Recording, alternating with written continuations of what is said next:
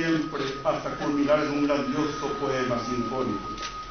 Señoras y señores, damos también la bienvenida a los ilustres artistas que acompañan los restos del creador de la guarania. Esperamos que los restos de José Asunción Flores descansen en su tierra en paz y para siempre. Muchas gracias. Hoy es un día de emotivo e histórico reencuentro para la ciudadanía de Asunción y para todos los paraguayos. Hoy, después de un largo y arbitrario exilio, retorna a la patria uno de sus hijos más queridos e ilustres. Hoy, la tarde se llena de guaranias.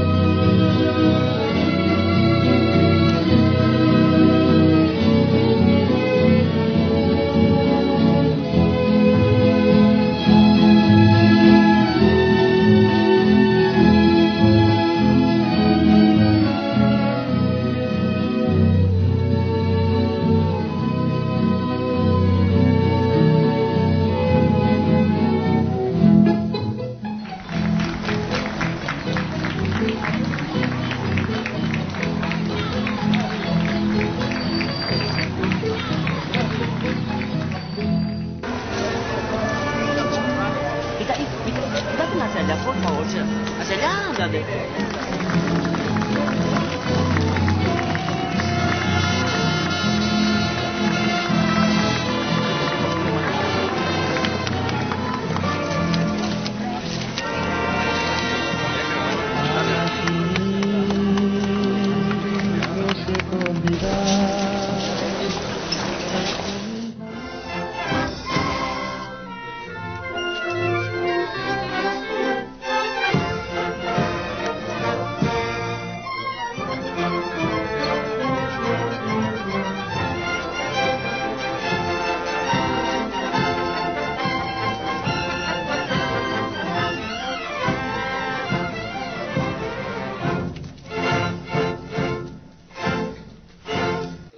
Que esto fue la culminación de todo un largo proceso de reparación de la justicia que se cometieron y que esperemos que realmente gracias. Creo que es la primera vez en la historia del Paraguay que un artista con ideas de libertad y de justicia es condecorado por un presidente. La primera vez en la historia de nuestra patria. Y esto constituye un gran paso hacia la reivindicación de todos los valores nuestros que han sido postergados. Nosotros mañana vamos a proponer que esta comisión continúe para traerlo también a Teodoro S. Montes, que todavía está fuera del país y que debe también reintegrarse a su país.